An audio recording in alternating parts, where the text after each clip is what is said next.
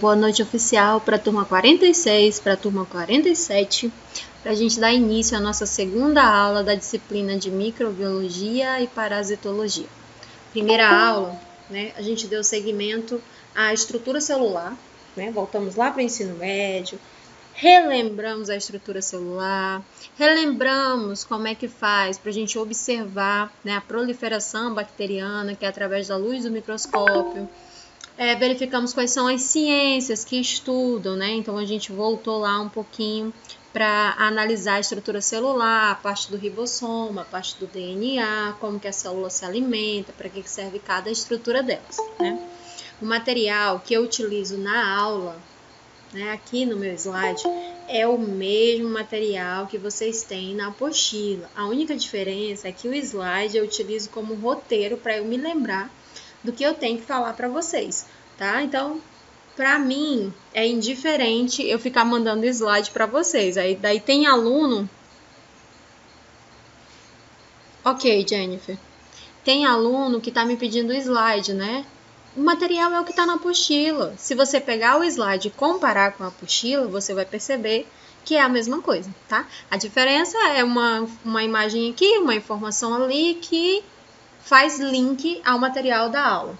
Outra coisa, eu não faço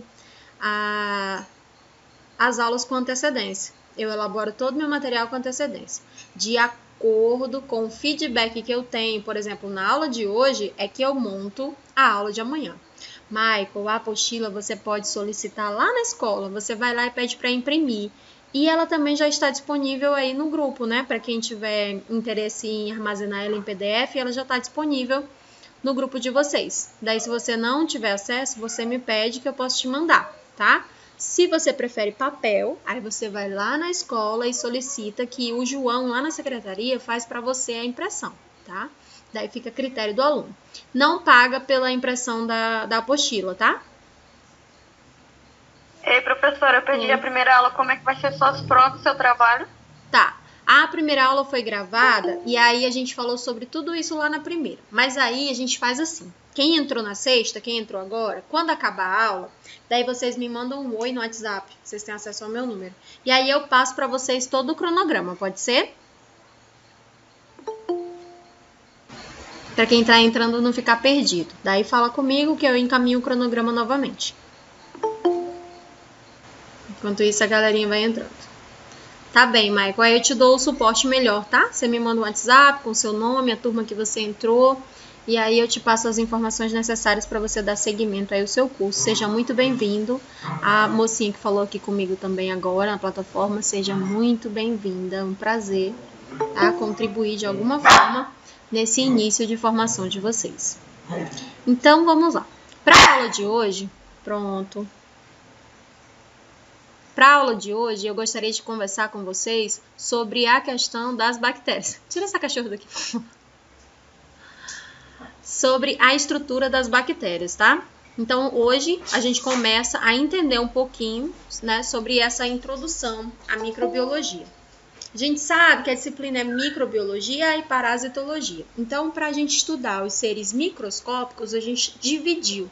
Então, dividimos eles em bactérias, vírus, fungos e protozoários. Hoje a gente vai estudar a relação do ser humano com as bactérias e como que ela se divide dentro do nosso organismo.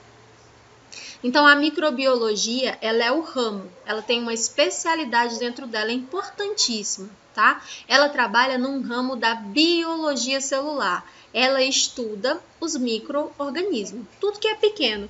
Tudo aquilo que não pode ser visto a olho nu, quem vai fazer esse estudo, é a microbiologia através da ação da luz do microscópio. O microscópio aumenta, em até 400 vezes o tamanho de uma estrutura para que ela possa ser observada com relação à sua estrutura, o seu desenvolvimento, o seu sítio, o local onde ela se prolifera mais rápido e onde está a sua sensibilidade.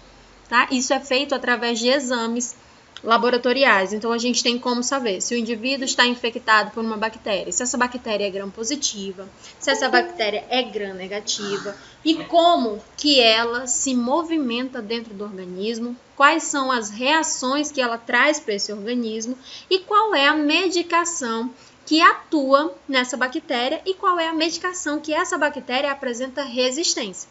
Então, de todas as estruturas da microbiologia que são estudadas, a primeira que foi descoberta foram as bactérias. Existem bactérias eucariontes, ou seja, com núcleo delimitado. Existem bactérias unicelulares, existem bactérias procariontes. Aí, exemplo que eu coloquei para vocês. A gente tem exemplo de bactérias, de fungos e de vírus. Então, eles conseguem se manifestar, né, na presença do oxigênio e na ausência do mesmo. Por isso que é comum proliferação bacteriana ou fúngica em ambientes úmidos e molhados e principalmente escuros, né? Se a gente deixar lá um armário na nossa casa muito tempo fechado, um guarda-roupa muito tempo fechado, quando a gente vai abrir aqui na região norte, né, que é quente e úmido ao mesmo tempo, a gente vai perceber ali um odor característico. E esse odor é proliferado pela amônia que sai das bactérias e pela amônia que sai dos fungos. Então, tem aquele cheiro característico, né, de fungo que a gente já observa de longe. Algumas pessoas apresentam aí uma certa sensibilidade, né, já tem um nariz que sinaliza o que é. É o povo da rinite. Então, agora, quando a gente fala em atualidade, né? Atualidade é o que está agora na modinha, além das bactérias de multiresistência, está na moda agora a presença dos vírus, né? Vírus, outrora, ele era mais ignorado. A gente ouvia falar das doenças virais, tinha um certo medo, né, das patologias, mas ela não apresentava um alarme nacional. Por exemplo, quando ficamos sabendo da gripe aviária, né? Parecia ser muito longe, era na China. Tudo muito longe. E aí, quando chegou aqui no Brasil esta epidemia da gripe aviária lá atrás, né, o que foi que aconteceu? Oxi. Acho que deu ruim alguma coisa aí. Tá aparecendo ainda pra vocês ou não? Não, pra mim não. Não, né? Apareceu aqui que a tela estava disponível. Aguenta aí. Vou resolver. A câmera virou pra ti. Foi, né? E eu nem me mexi. Só tomei água. Agora sim, tá bom. Valha. Pronto. Apareceu, né?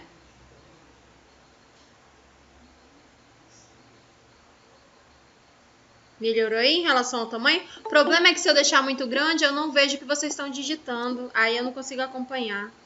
Vou ter que deixar um pouquinho menor. Que é para eu conseguir acompanhar aqui o que vocês estão digitando. Eu vi, alguém estava compartilhando alguma coisa aí, por isso que deu ruim, mas agora vai dar certo. Então, o que está na moda agora, que a gente começa a entender, são os vírus. Lá atrás a gente observou a gripe aviária. Quando chegou aqui no Brasil, né, já estava uma situação controlada.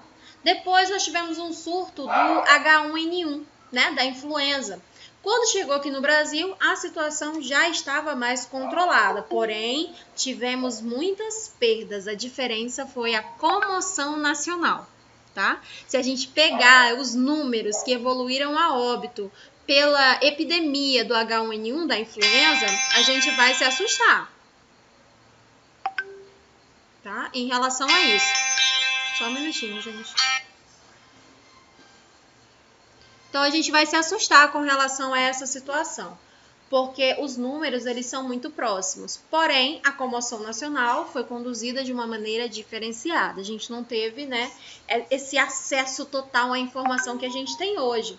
Há 10 anos atrás, 11 anos atrás, né, 7, 8 anos atrás, a gente não tinha as informações que a gente tem agora. Agora é tudo na palma da mão. Por exemplo, hoje eu ri porque achei engraçado. O aluno pegou o link primeiro do que o que a secretaria me mandou. Daí eu recebi primeiro o link no grupo de que, né, o link que a secretaria me envia, que é para que eu possa encaminhar para vocês. Daí quando eu olhei, eu falei, será que eu recebi e não vi, não prestei atenção? Daí eu fui olhar lá, aí chegou. Na hora que eu fui olhar, chegou a mensagem. Né? Então, assim, a gente é uma rapidez absurda das informações. Né? Quem está atento primeiro pega a informação mais rápido e chega na frente. Então, a gente sabe um pouco mais de microbiologia do que sabíamos outrora, né? Por exemplo, a gente já sabe como é que combate um vírus. Lavagem das mãos, água e sabão e álcool a 70, dependendo da situação, né? Com as bactérias é a mesma coisa, a gente começou a entender um pouco mais, a gente sabe, olha, se deixar a unha grande, né, e embaixo aquela proliferação lá de sujidade, está cheio de bactérias. Quando as compras vêm do supermercado, a gente tem que lavar porque está cheio de bactérias. Antes de comer, tem que lavar a mão porque está cheio de bactérias. E nem sempre essas bactérias são visíveis a olho nu, né? A gente consegue observar quando tem uma colonização bacteriana, quando são várias bactérias ali, né, manifestando uma ação clínica dentro de um organismo ou em cima de uma superfície. A mesma coisa com o fungo. Muitas vezes a gente percebe o seu cheiro, mas a gente não percebe visualmente. Quando a gente vai ver o fungo, ele já está numa manifestação, uma colonização, né, que é quando a gente vai começar a perceber. Por exemplo, no pão, né? No pão a gente percebe de longe um fungo no pão, a gente consegue visualizar pela ação química que ocorre ali, né? Então o fungo ele libera. É pão, professora? Oi? Por conta da fermentação, né? O fungo no pão. E tem um antibiótico que ele foi retirado do fungo do pão, é a penicilina. A penicilina, ela foi descoberta na Segunda Guerra Mundial, né? Porque um médico, ele observou essa proliferação fúngica, né? Lá em cima, exatamente, vira mofo, Cris. Ele observou essa proliferação fúngica ali em cima, né? E viu que as bactérias se alimentavam ali. Então, o que foi que ele fez? Ele raspou e começou a fazer estudo, começou a observar na luz do microscópio. Diluiu isso e transformou em antibiótico, tá? E é um antibiótico que foi muito utilizado por muito tempo. Pois é. A penicilina. Professor, quer dizer que nem todo fungo é ruim. Não, nem todo fungo é ruim, nem toda bactéria é ruim, nem todo vírus é ruim. Lembra da primeira aula que a gente falou? Que dentro do nosso organismo já tem bactérias e fungos que fazem parte da nossa flora residente. Quando essas bactérias baixam, né? Tem uma baixa ali na sua quantidade, vem doenças oportunistas. Por exemplo, a Cândida. A Cândida vive no corpo da mulher. Ela faz parte ali, é um fungo que vive na flora residente. A gente fala de flora residente é porque vive ali, na mucosa vaginal. Quando, por alguma situação, a nossa imunidade baixa, por exemplo, você tomou um antibiótico, o antibiótico mata bactérias. Daí ela matou bactérias, não só as que estavam te fazendo mal, mas ela também baixou o nível de bactérias que estavam na sua flora residente, que faziam parte da sua microbiota normal. Daí o que foi que aconteceu? O fungo, né? Houve ali um desequilíbrio e o fungo se proliferou. Aí acontece uma manifestação clínica da candidíase, geralmente um período que antecede o período menstrual. Então já tem dentro do nosso organismo essas partículas, essas substâncias fazendo parte ali do equilíbrio natural do nosso organismo. Por exemplo, a nossa boca é um ambiente contaminado. A nossa boca é mais contaminada que a nossa cavidade retal, mais contaminada que o ânus, né? Um procedimento na boca, ele vai ser realizado com luva normal, com luva de procedimento, porque a boca é contaminada. Então, se você vai arrancar um dente, ele não se preocupa se vai infeccionar ou não, porque a boca já é um ambiente contaminado, né? Tanto que, dependendo da situação, ele passa um antibiótico ali para você tomar uns 2 dias antes para que ele possa fazer o procedimento. A boca é um ambiente contaminadíssimo por colonização bacteriana, tá? E se a gente não tiver cuidado, né, com os nossos dentes, com a nossa boca, essa bactéria migra, ela desce para a corrente sanguínea, ela desce para o pulmão. Se ela chegar no coração, ela faz uma doença chamada pericardite, que é uma infecção na parede do coração por uma bactéria. Se ela chegar no pulmão, ela pode fazer uma pneumonia, tá bem? Por isso que quando a pessoa está internada, a primeira ação de enfermagem é a higiene oral, para eliminar ou evitar, né, a proliferação dessas bactérias na corrente sanguínea e desencadear aí numa pneumonia ou numa pericardite. Tá? Então, de todas as estruturas microscópicas que a biologia estuda, a primeira a ser descoberta foi a bactéria. Fala, Nilda. Então, professora, no caso, a pneumonia é uma bactéria? Uhum. Mas existe pneumonia viral. Né? Por isso que quando o médico fala você está com pneumonia, ele fala bacteriana. Aí essa vai depender da gravidade. Se você adquiriu essa pneumonia no hospital, ela é pneumonia hospitalar. A gravidade dela é diferente de uma pneumonia adquirida na comunidade, que é a PAC, né? Pneumonia bacteriana que você adquiriu na comunidade. Ou seja, em casa mesmo, um belo dia você começou a passar mal, teve febre alta, foi ao médico e você descobriu que você estava com pneumonia. Agora, se você passou por uma internação e desenvolveu essa pneumonia no hospital, a gente considera que ela é hospitalar. Ou você esteve no hospital internada e saiu bem, foi de alta para casa bem. Se em menos de 48 horas após a internação você desenvolveu um quadro febril, você volta para o hospital. Se for detectado que foi uma pneumonia, a gente considera que ela é hospitalar, tá? Até 48 horas após a alta. Então, nesse caso, toda pneumonia, cada uma tem seu grau, é isso? Exatamente. Vai depender da questão imunológica dessa pessoa, como é que ela vai reagir. Tem gente que pega uma bactéria multiresistente, tá? Que não morre com qualquer antibiótico e ela reage bem, sai bem do quadro. Tem pacientes que evoluem a óbito por pneumonia. Uma pneumonia mais simples leva o paciente para óbito. Tá bom, então, obrigada. Então, vamos lá. Agora, né, a maioria dos trabalhos que envolvem aqui, né, alguns métodos de bioquímica e biologia molecular, elas envolvem também o meio genético. Geralmente, né, as bactérias estão associadas a alguma patologia, né, na maioria dos organismos. A maioria das bactérias são patogênicas, ou seja, elas trazem uma doença para esse organismo. E é por isso que a microbiologia, ela desempenha toda a sua atenção para entender a função das bactérias dentro do nosso organismo e o que causa a presença ou a ausência delas. Então, aqui, ó, a origem das bactérias foi a primeira que foi descoberta no ramo da microbiologia. De todas as estruturas que nós observamos na microbiologia, a bactéria foi a primeira que foi descoberta e estudada. Logo depois das bactérias, nós descobrimos os vírus, né? E depois a gente descobriu, como em último lugar, os protozoários, porque eles se tratam de seres com uma complexidade maior. Então, só depois de um tempo, a partir da década de 80, que a gente começou a entender um pouquinho mais dos protozoários. Os protozoários, eles se dividem na sua complexidade da seguinte forma.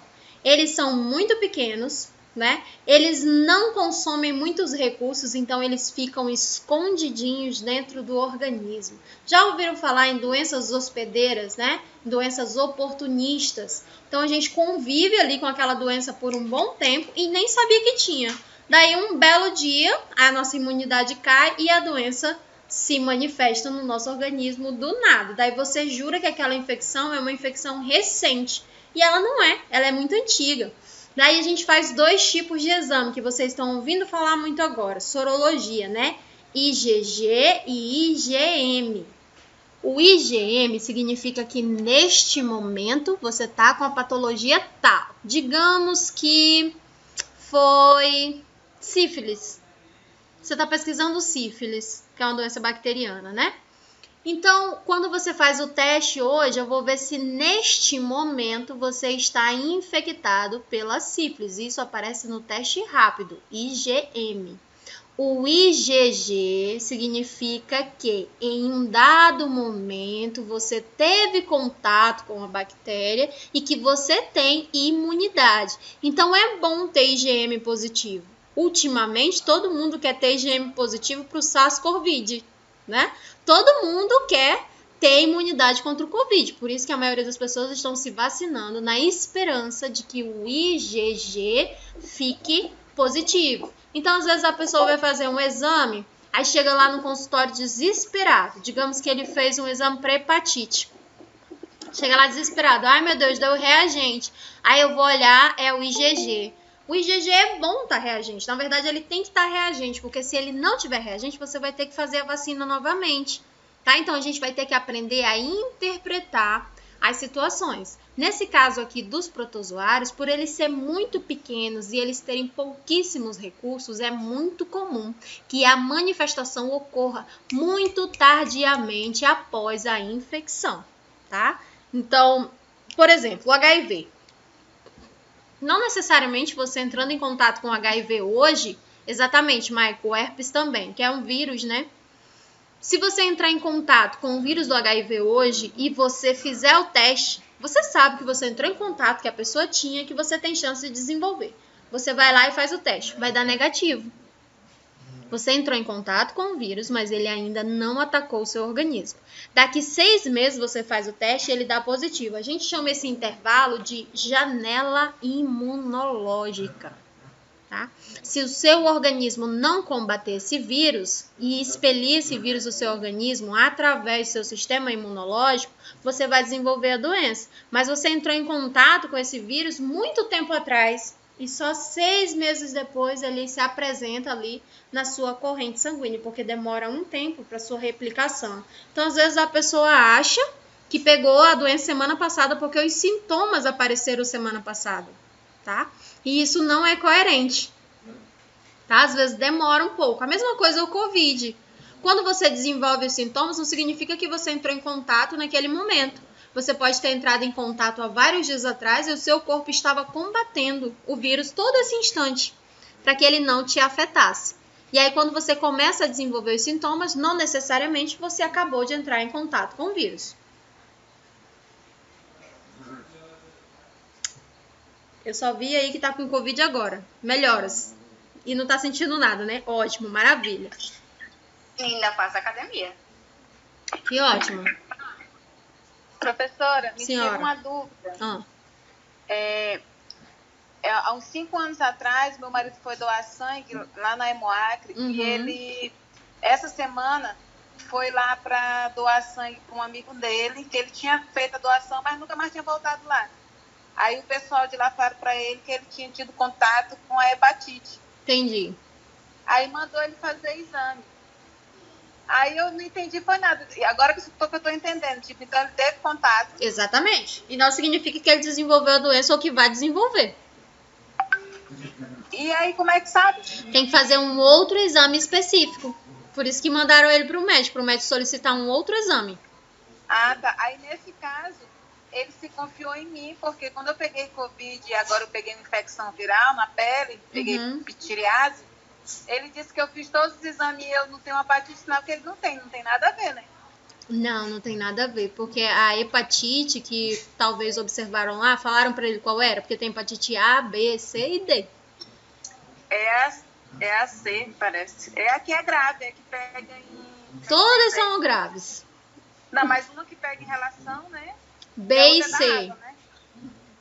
É uma B e C. A D, ela se manifesta depois, numa junção das duas.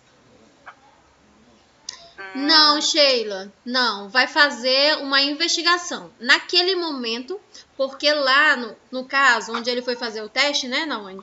Naquele momento... ela falou que ele não doa mais sangue. Não, naquele momento ele não doou mais. Aí mandou para o médico para fazer uma pesquisa para entender o que está acontecendo no sangue. Se for comprovado que ele foi infectado pelo vírus, né, que está com a doença instalada, aí não mais ele vai doar, tá? Mas nesse primeiro teste a gente não fecha diagnóstico, porque vocês já ouviram falar no falso positivo?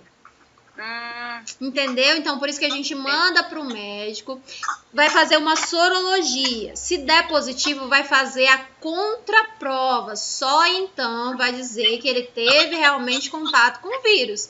Agora é tudo muito precoce. Só que naquele momento, Nawane, ele não poderia doar sangue porque a prova do sangue, né, não passou. E outra coisa, 5 anos é muito tempo. A gente entra em contato com vírus, fungo, bactéria e protozoário toda hora. Por isso que toda vez que a gente vai doar, toda vez é retirado um pouquinho para fazer exames. Você não doa e no outro dia já tá lá no banco de sangue, não. Você doa... Assim, a minha dúvida é que eu pensei que qualquer pessoa que tenha contato com o vírus já pega. Então ela não pega assim, né? Porque do contrário, o nosso sistema imunológico não ia servir para nada. Tu sabe quantas vezes tu já entrou em contato com o vírus do HIV? A gente não sabe. Sabe Então, quantas vezes o teu corpo já desenvolveu um câncer e o teu próprio corpo matou esse câncer dentro do teu organismo? A gente não sabe. Nosso sistema imunológico, ele é perfeito, ele tá de plantão 24 horas, é um sistema de defesa. Professora, Quando eu estava grávida da minha filha, eu fiz os exames e fiz o de toxoplasmose, né? Uhum. E lá acusou que eu tinha, em algum momento, eu tinha tido esse contato com esse tipo de vírus. É tanto que eu fiquei com medo na gravidez, com medo de passar para bebê, né? Que só tá perigoso. Só que aí ela me explicou que em algum momento da minha vida eu tive esse contato, exatamente, e que não desenvolveu. É o IgG. O IgM significa que agora você está doente. O M, toda vez que tu vê o M, tu lembra de momento. Neste momento eu estou com a doença tal, que é a doença que vai estar sendo pesquisada no exame. Fiquei com tanto medo, mas passou depois. É que às vezes por não saber, né, ler o exame, a gente acaba se confundindo. E tem muito profissional da área da saúde que não sabe ler exame, tá? Tá, Cláudia, a hepatite autoimune significa que o teu próprio organismo tá tentando te matar. Autoimune. Meu próprio organismo tenta matar tudo que ele encontra ali, que ele considera que vai trazer alguma patologia para o meu organismo. Então, ele aumenta a toxicidade dentro do meu organismo para matar, tá? Então, tudo que é autoimune, o meu próprio organismo reage de uma maneira exacerbada. Então, tudo que eu tenho, no caso, fulano tem uma gripe, né? Eu vou ter meningite. Quem tem alguma doença autoimune. O ciclano furou o dedo. Em mim, vou ter o tétano. Entendeu? Porque no próprio organismo tem uma reação exacerbada no momento de eliminar. Só que para eliminar, ele libera muitas toxinas. E essas toxinas vão atacar o meu fígado, no caso, uma hepatite autoimune. Pode afetar o meu pulmão, né? E aí eu tenho alguma outra patologia. Pode afetar o meu sistema ósseo, pode afetar a minha pele, que é o maior órgão do corpo humano, e aí eu desenvolvo uma psoríase. E aí vai, mas tudo que é autoimune é uma reação exacerbada do meu sistema de defesa, da minha imunidade. E aí não tem remédio que faça a situação melhorar. Tem controle, mas não tem cura. Então, vamos lá. A gente tem uma população, né, dessas estruturas, dos protozoários, e eles têm uma divisão mitótica, né, que é quando a célula mãe se divide numa célula idêntica. É um gene. Então, ela cria clone, ela se propaga. Por isso que quando eu mato uma, eu consigo matar toda a reação em cadeia, porque elas são idênticas, né? A rede micótica dos medicamentos antifúngicos, antiprotozoários, né? Ela é vasta, mas todos eles têm a mesma ação, porque todos os fungos, né? Todos os protozoários são iguais. Eles se manifestam de maneira iguais, né? É uma mitose. Tem uma colônia, mas essa colônia tem a mesma estrutura celular. Então, a medicação que serve para um, serve para todos, tá? Geralmente, a gente só usa uma medicação. Então, eles podem ser congelados por longo período de tempo. Mesmo 90% das células são mortas pelo processo de congelamento. Existem milhões de células em 1 mililitro de cultura líquida. No geral, os hospitais eles têm aquela temperatura, né? Que muita gente fala assim, ai, mas é muito frio. Porque quanto mais frio o ambiente, menos proliferação de protozoários. Eles morrem, né, num tempo frio, numa ação fria, porque eles se modificam de acordo com o clima para que eles possam sobreviver. Então, num ambiente que é muito gelado, o que mata seria o calor, porque ele se estruturou para viver naquele ambiente. E num ambiente muito quente, né, aqui ele vai morrer no frio, porque é o inverso. O vírus, o fungo, a bactéria, ele se estrutura, ele vai se modificando para ele conseguir sobreviver através das modificações climáticas, né? Então, é um sistema perfeito também. Vai se modificando, vai se adaptando. Então, vamos lá. Nós temos a utilização benéfica das bactérias. Alguém falou assim, então nem tudo é ruim. Não, nem tudo é ruim, né? Nós temos uma extensiva caracterização de micróbios que tem permitido o uso dele como ferramenta em outras linhas da biologia. Por exemplo, né? Quem aqui já tomou Florax? Florax é para repor a microbiota intestinal. Você está tomando lactobacilos vivos, né? Para repor todas as bactérias benéficas no seu organismo, no seu intestino. E a CUT? Coalhada, não é? Então, a gente tem bactérias, por exemplo, as bactérias que fazem a fermentação do vinho, as bactérias que fazem a fermentação do pão, do glúten, né? Então, a gente tem várias bactérias ali. Exatamente, Tassiane. O leitinho fermentado das crianças faz a reposição. Agora está na moda a enterogermina, né? A enterogermina é a famosinha do momento, que tem a mesma ação do Florax, mas ela é um pouquinho mais barata e tá na moda, né? Lançaram aí o nome dizendo que ela era maravilhosa e, enfim, ela é maravilhosa, está substituindo aí o Florax, apesar dos dois terem a mesma função. Isso, a enterogermina é muito utilizada para as crianças, Priscila. Então, aqui, ó, a gente tem aqui grande quantidade de proteínas que são usadas com seus genes modificados, né, em um plasmídio. Então, a gente modifica para que eles possam entrar no nosso organismo e ir para o sítio, né, de localização dele, onde ele vai se manifestar de uma maneira benéfica para o meu organismo. Então, quando eu tomo um Yakult, né, eles modificaram aqui o gene para que ele possa passar por toda a região ácida do meu organismo, porque esôfago é ácido, estômago é ácido. A ação, né, dele tem que ser no meu intestino é base, então ele tem que ter ali uma micela, um plasmídio de proteção para que ele possa passar sem receber a ação ácida, tá? Do meu sistema orofaríngeo até chegar no estômago. Quando chega no estômago, ele vai descer para o intestino. Nesse momento de descer para o intestino, ele tem que sofrer uma ação base, que é onde ele vai eclodir, tá? Por exemplo, existe diferença da medicação em comprimido e existe diferença da medicação em cápsula. Embora os dois sejam, deixa eu ver aqui, os dois sejam azitromicina, só que um é cápsula e o outro é comprimido. Por quê? O comprimido ele vai ser absorvido no estômago. Porque quando ele chegar no estômago, o suco gástrico vai descompor, né, aquela ação química que estava comprimida, ou seja, compactada. Daí ele quebra aquela cápsula que envolve, né, e fragmenta a medicação e ela vai ser absorvida no estômago. A cápsula vai ser absorvida no intestino. Por isso que ela tem, né, aquela coisinha mais plástica, que é para ela conseguir passar pelo estômago e passar pela ação do suco gástrico sem se corromper. Então, quando ela chega no intestino, o intestino, né, com a base alcalinizada, vai fazer a abertura dessa cápsula, vai eclodir e lá no intestino é que ele vai absorver essa droga.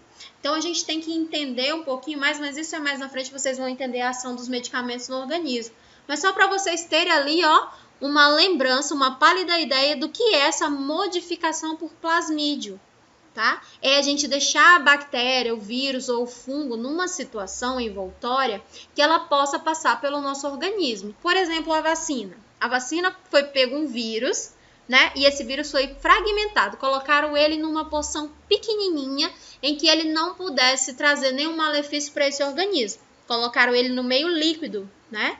Dentro da albumina, que é a proteína do ovo. Botaram ele lá dentro, deixaram maturar, absorveram e transformaram em vacina e vai ser administrado nas pessoas. Essa pequena dose fragmentada desse vírus vai entrar em contato e vai alertar o meu sistema imunológico, o meu sistema de defesa. E o meu sistema de defesa vai desenvolver um antígeno, ou seja, um IgG positivo. Então, quando eu fizer o teste para saber se eu tenho imunidade, vai dar IgG positivo, porque eu tive contato com o vírus e eu desenvolvi o antígeno necessário para combater esse vírus. Então, assim, esse vírus pode não mais me contaminar? Não é verdade. Ele vai te contaminar. Só que quando ele te contaminar, o teu organismo tem ferramentas necessárias para te livrar de uma doença mais grave. Eu quase morri com a vacina. É, porque ele tem que causar uma reação. Quando o pessoal fala assim, ai, a vacina vai trazer reação. Óbvio que eu quero uma reação quando eu aplico uma vacina numa pessoa. É óbvio.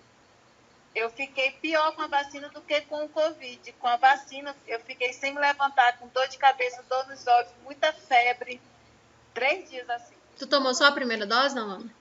Só na primeira dose. Uhum. Oi, Adriana. Eu já peguei Covid há 5 meses atrás. Uhum. E depois do Covid, eu peguei a pitiriase. Entendi. Aí peguei Imunidade a vacina, baixa, a né? pitiriase, diz que essa pitiriase vem já as sequelas do Covid, a infecção na pele, que tem carne viva. Aí depois tomei a vacina. Da vacina, só eu e mais 3 pessoas. E até o doutor também, dermatologista, ele ficou muito mal. Mas só que ele pegou a vacina e estava com Covid, sem saber. Entendi. Professora, uma dúvida sobre a vacina do Covid. É verdade que, tipo, todas as vacinas que eles lançam no mercado, eles colocam um pouco do vírus morto dentro da vacina, do vírus inativo. Exatamente. E ele faz com que a gente crie anticorpos para combater aquela tal doença.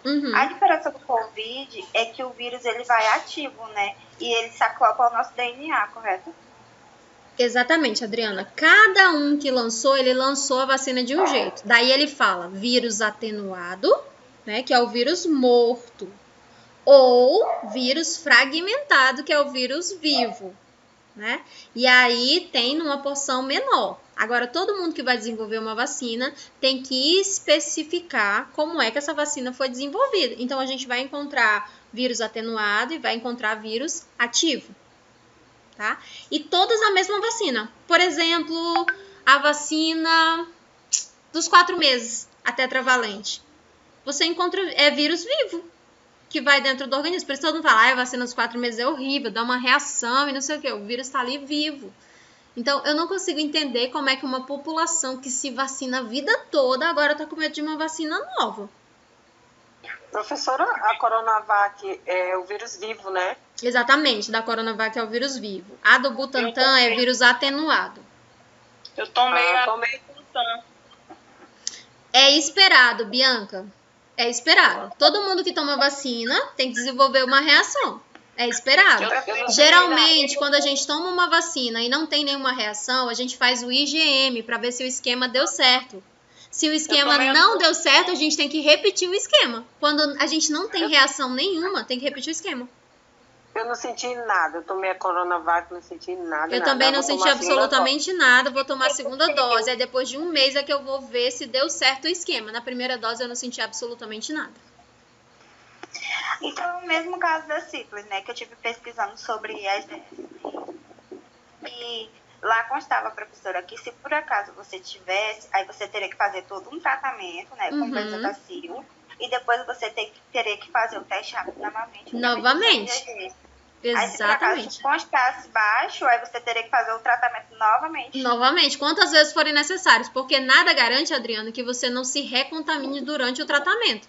Por isso que a gente geralmente, né, faz o tratamento do casal. Fala, Nilda. E, professora, todos os vírus que eles vão ativo, eles se acoplam ao DNA? A maioria deles sim, porque a gente precisa de uma resposta imunológica rápida. Então, ele tem que atacar o hospedeiro, né? No caso, o DNA da célula. Fala, Nilda. Nesse caso, com relação à vacina. Então, se ela não der nenhuma reação, nesse caso, ela não serve, tem que fazer uma Exatamente, Nilza. Quem não sente absolutamente nada tem que fazer o exame para ver se tem o IgG positivo, que é o anticorpo, né? Foi para isso que a gente tomou, para desenvolver anticorpo. Geralmente, as pessoas que não sentem reação nenhuma não desenvolveram anticorpos. É porque a minha mãe, ela tomou a vacina e ela não sentiu nada. Quando ela tomar a segunda dose, aí vai esperar um tempo. Digamos que ela tomou a vacina que é a cada 3 meses. Ela vai esperar 3 meses para fazer o teste do IgM. Se ela fizer o IgM e a sorologia der positiva, tá reagente, né? O IgG que tá lá reagente, significa que o esquema deu certo.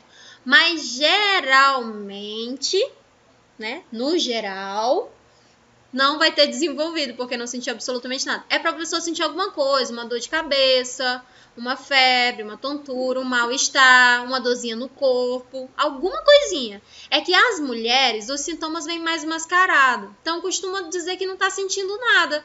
Quando, na verdade, se for analisar, às vezes ela sentiu uma molezinha, uma indisposição. Só que é um sintoma mais brando que para a mulher não faz diferença nenhuma. Então, é porque, assim, no começo da pandemia, ela já pegou Covid, né? Uhum. Aí, não sei se é por isso também que... No início da pandemia, né, eu também adquiri o Covid e tomei a vacina agora e não senti absolutamente nada. E eu fiquei quietinha em casa para ver se eu ia desenvolver algum sintoma, para que eu mesma não mascarasse, né, os meus sintomas. Sabe o que é nada? Nada. Nada de nada. Nem uma dor na unha. Nem uma dor no cabelo, nada. Daí tem que fazer o teste, né? Eu vou tomar a segunda dose e aí depois vou esperar 15 dias para ver se eu tô imune. Aí então, que sentiu, ela adquiriu o anticorpo, então, né? Exatamente, Bianca. É o que a gente espera. Quanto mais reação a pessoa apresenta na vacina, maior foi o antígeno que ela produziu no organismo dela. Agora tem as exceções, né? Tem as exceções. Cada organismo é um organismo. Agora, se a gente for ver assim, no geral, os números, né? Que a ciência traz aí pra gente, de acordo com a reação que a pessoa apresenta no organismo, uma reação imunológica normal, uma reação imunológica controlada, é a quantidade ali de anticorpos que ela vai desenvolver para aquela patologia.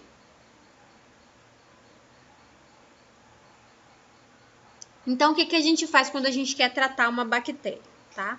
Os antibióticos, geralmente, eles pegam um pedacinho dessa bactéria e colocam essa bactéria dentro de uma medicação que a gente chama ela de genes repostores, tá? Que vão repostar uma resposta dentro do organismo. Então, se eu pego uma bactéria, consequentemente, eu consigo pegar todas as outras, porque essa medicação vai entrar dentro do gene. Quando ela for se dividir, a célula não sai igual, então ela já vai sair ali com o gene dela diminuído. Esse tempo, professor, dentro do organismo demora quanto? No geral, um esquema de antibiótico é realizado em 7 dias, no geral. Não deu certo, a gente repete por mais 7. Então, o esquema de antibiótico você encontra 7, 14, 21 e 28 dias. Ah, professora, mas a azitromicina é só 3 dias. Mas vamos ver qual é a dose da azitromicina? A azitromicina é uma medicação que é para ser feita em dose única. Se você tomou ela por 3 dias, significa que você está cumprindo ali 21 dias de tratamento. É por isso que ela é tão inóspita para você ingerir, né? Que ela vai atacar ali a tua mucosa gástrica, porque cada dose daquela, cada 1000 miligramas, corresponde a 7 dias de um outro antibiótico qualquer no seu organismo, tá? Quanto menor o tempo de tratamento, maior a dose e maior a consequência, tá? Antes as pessoas usavam muito antibióticos às cegas. Só que o antibiótico, ele tem uma faca de 2 gumes. Ele vai matar bactérias que estão trazendo patogenicidade para o meu organismo, mas também vai matar bactérias que equilibram o meu organismo.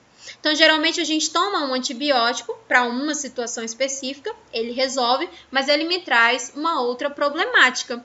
Por exemplo, quando eu tomo antibiótico, eu desenvolvo cândida. Isso, no geral, nas mulheres. Tomou antibiótico, lá na frente baixa todas as bactérias do organismo, da flora residente, e o fungo aumenta. Porque a bactéria ela fica ali em equilíbrio com o fungo, não deixa o fungo se manifestar. Se as bactérias caem, o fungo sobe. Se esse fungo sobe, vou desenvolver alguma patologia relacionada àquele local onde aquele fungo vive. No caso das mulheres, é a cândida. Aí, quando essa mulher está menstruada, um período antes de menstruar, o útero dela inflama em algumas situações, né? Porque o endométrio cresce. E em algumas mulheres, esse crescimento do endométrio causa uma reação inflamatória dentro do organismo. Então, os fungos sobem, né? Então, tem mulher ali que tem essa infecção fúngica de maneira recorrente, tá? Porque a gente precisa também das bactérias dentro do nosso organismo. Então, vamos lá. A bacteriologia, como é que funciona, né? Bacteriologia é a ciência que está responsável por elucidar, ou seja, trazer, tornar claro para a gente, tornar lúcido, né? a estrutura das bactérias, documenta tudo a respeito delas, tá? Como, por exemplo, qual é a morfologia, né? Qual a estrutura dela, que forma ela tem, morfologia. Qual é a bioquímica dela, como é que ela atua dentro do meu organismo, onde é que ela se desenvolve mais rápido, né? Qual é o órgão que ela afeta, qual é a genética dela, como é que ela se divide, qual é a rapidez com que ela se replica dentro do meu organismo, né? Como é o comportamento bacteriano dela? Ela causa geralmente febre, ela promove pus, ela traz dor, rubor, calor. O que ela traz dentro desse organismo, né? E como é a fisiologia dela, né? Como é que ela se comporta dentro do meu organismo e principalmente qual é a ecologia dela, de onde ela vem, onde é que ela vive, como foi que eu adquiri essa bactéria para dentro do meu organismo. É essa ciência que estuda a bacteriologia. Então vamos lá, é uma disciplina que compõe uma grade curricular de vários cursos da ciência. O principal deles é a biologia, mas entra na grade de enfermagem, entra na grade de medicina, entra na grade de farmácia, entra na grade de odontologia, tá? Então, todas essas ciências da saúde, a gente tem um contato direto com esse ramo da ciência que estuda essa estrutura e como convive e vive as bactérias no nosso meio. Então, vamos lá. A gente já descobriu a forma de algumas bactérias. Então, nós temos aqui as espiroquetas, tá? As espiroquetas são bactérias que elas são em forma de fileto. Elas são finas e compridas, tá? E a gente chama ela da classe dos espirochetes, tá?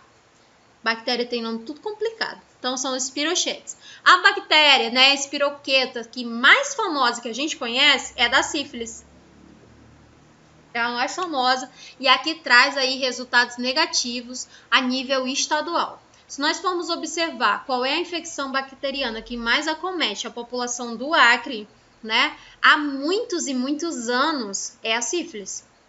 Nós estamos em epidemia de sífilis há mais de 5 anos e a gente não consegue combater ou controlar, tá?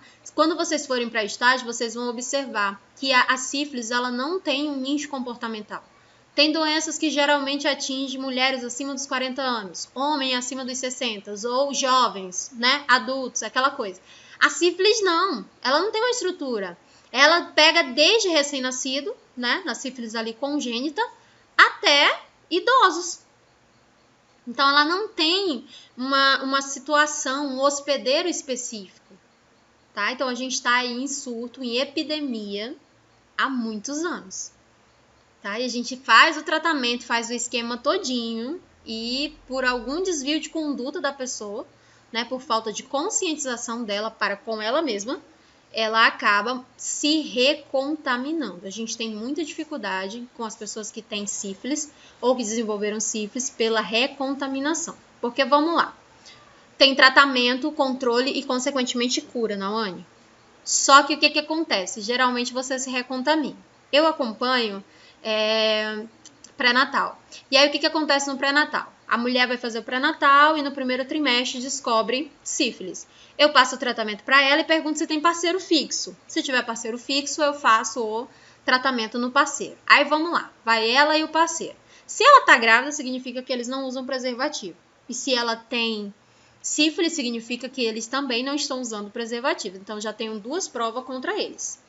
Aí vamos lá, eu oriento. Na gravidez, você tem que usar preservativo para você não se contaminar com HIV, para você não se contaminar com o Zika vírus, que faz a criança nascer com a cabeça bem pequenininha, microcefalia, né? E o Zika vírus, ele é uma doença sexualmente transmissível também, né? Eu preciso da picada do mosquito, mas se eu estou contaminada, o vírus passa através do líquido prostático no homem e da mulher, né? No líquido que ela promove ali para fazer a irrigação da mucosa vaginal. Então, essa mulher pode se contaminar com inúmeras patologias que vão acarretar problemas sérios na gravidez e, consequentemente, no feto. Então, a gente pede para a grávida utilizar preservativo. A maioria das grávidas não utiliza, porque já estou grávida mesmo. Aí vamos lá. Eu tenho sífilis e tu também tem sífilis, então pra que a gente vai? A gente já tá fazendo tratamento, qual é o problema? Só que o meu corpo é um e o corpo do indivíduo é outro. Então, se você não fizer o tratamento e não utilizar preservativo, dar segmento, você vai se recontaminar. E você pode se recontaminar quantas vezes você se expor. Tá? A diferença é que você sabe onde é que tá o foco. Aí não tem essa. Eu peguei sífilis do meu marido. Ou eu passei sífilis pro meu marido. A gente não sabe, porque lembra das infecções? Essa infecção você pode ter entrado em contato, ó. E aí, quando você ficou grávida, né, a imunidade caiu e aí a doença se manifestou. Não significa que aquela infecção é recente. O que tem de mulher querendo matar marido. Professora, eu conheci um caso de uma cunhada da minha irmã, que ela estava com 7 meses de gestação. A enfermeira não tinha feito o teste rápido nela, nunca tinha feito, e ela perdeu a bebê com 7 meses por conta da sífilis. Da falta de planejamento. Sim, eu não sei nos pré-natais que a senhora faz, mas geralmente é o que o meu namorado faz. Muitas vezes dá positivo primeiro na mulher e o homem fica negativo, porque parece que nele demora um pouquinho mais, né? Exatamente, Adriana. Pra se manifestar. Demora mais nos homens. E geralmente o homem ele é só hospedeiro, ele não desenvolve a patologia. Aí vamos lá pro tratamento, Adriana. Né? Você vai tratar o casal. Mas o homem não tá sentindo absolutamente nada e ele faz o teste da negativo. Mas vamos tratar o casal. Então a gente trata essa mulher com 3 doses de penicilina, 1 dose por semana. Sabe quantas doses é no homem? Não. 1. E acabou o tratamento. A mulher sempre se lasca, né? Todinha. Todinha, meu irmão, de verde e amarelo. Porque, Ítalo, o hospedeiro é diferente. Geralmente o homem não desenvolve doença sexualmente transmissível. Ele transmite, mas ele não desenvolve. Quando a doença vai se manifestar no homem, ele já está numa fase muito complicada. Homem não desenvolve sintomatologia da sífilis na fase 1 nem na fase 2. Quando ele vai desenvolver sintomas, ele já está na fase 3. Por isso que geralmente os homens não aceitam que tem alguma DST. As mulheres vão lá cobrar a fatura, né? E aí eles falam, não, eu não sinto nada, eu não tenho nada. Porque geralmente o homem é o hospedeiro. E a mulher que desenvolve. Mas no final tem mais mulher do que homem. Porque quando o homem vai descobrir, ele já morre. E a gente ainda tá... Verdade. Pensando por esse lado, é verdade. Eu lembrei direto do túnel do tempo. Henrique. Porque homem não se cuida. O homem só vai se cuidar quando vai fazer o exame da próstata e já tá morrendo. Já era. Uma vez a minha mãe contou que meu pai fez os exames e deu sífilis nele, né? Eita, caraca. A minha mãe, nesse momento, quando o médico falou que os dois tinham que efetuar o tratamento, a minha mãe virou pro meu pai e deu um tapa na cara dele. Perguntando de onde é que adquiriu isso, e ele não queria falar, que era claro que ele não vai de outra falar. relação. Óbvio que ele não vai falar, que ele não é bestada. Eu também não falaria. E minha mãe se recusou ao tratamento, né? E ele Oxi! fez o tratamento todo. Mas ela tava com a doença. Boba. Ela tinha que ser tratada. Ela é diabética, então diabética a senhora sabe como é que é o processo, Entendi. né? Entendi. Mas que coisa, né? É difícil, olha. A maioria das doenças sexualmente transmissíveis, elas ocorrem dentro dos casais casados. Não tá dentro do grupo solteiro, não. É dos casais casados. E principalmente dos cristãos. E professora também tem que cuidar, né, da sífilis, porque na gravidez, na hora do parto, né, na maioria das vezes, passa pro bebê. Já encaminham para ter parto cesáreo, se você não conseguir controlar, né? Exatamente, é parto de risco. E a criança fica internada por 10 dias fazendo o esquema de antibiótico. Eu acredito que tem certas coisas que a pessoa, assim, perde a noção. Eu tenho uma amiga que, no caso dela, ela pegou e ela disse que não, e ela foi indicada a fazer com a papelada toda para fazer o parto cesáreo. Eu falei, que bom que vai fazer o parto cesáreo. Ela disse, não, porque eu não quero um corte na barriga, não. Eu falei, tu quer que a tua filha nasça doente? E ela não quis, não. Nawane, a falta de informação, ela é assustadora. Ela é assustadora. né? E a cristalização de ideias negativas também é assustadora. Eu acho assim que você falou um dado da sífilis que muita gente não sabe. A gente vive numa situação onde o sexo é tão assim que tão ninguém nem sabe. Todo mundo pega todo mundo como se isso fosse assim. E quando o pessoal pensa assim, tem cura, mas tu não sabe o que tu passa no teu corpo, tu não tem amor próprio, sei lá. Exatamente, né? Porque a doença, por onde ela passa, ela deixa rastro. As espiroquetas, elas trazem infecções sérias. Quem tem sífilis pode ter uma complicação cardiopulmonar, pode ter uma complicação neurológica. Geralmente, as crianças que foram afetadas pela sífilis, elas têm problemas neurológicos até os 7 anos de idade. Então, a gente tem uma geração aí, né, que pode desenvolver uma epilepsia, pode desenvolver um problema neurológico mais sério, né, um retardo neuromuscular, neuropsicomotor, por conta da ação dessa bactéria. Ela é altamente patogênica ao organismo. E isso é grave. Uhum. E a maioria dos casos, assim, de relação que a pessoa tem sífilis e passa para companheiro, eu acho que um pouquinho da culpa é da mulher, sabia?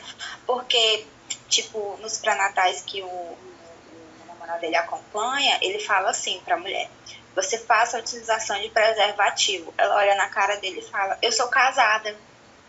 Como se isso ia livrar ela de alguma coisa. Adriano, a gente vive numa sociedade em que as mulheres não foram preparadas para o sexo, elas foram preparadas para servir. Então é muito difícil a gente mudar essa cultura. Cabe a nós, mulheres, né, educar os nossos filhos homens para a utilização. Porque a mulher, ela já tem uma carga muito pesada nas costas. Ela não pode sequer dizer não. Imagina ela chegar lá em casa dizendo que a partir de agora só tem sexo com preservativo. A gente não sabe como é que é a cultura no estado. Os homens, eles não foram preparados para a educação sexual.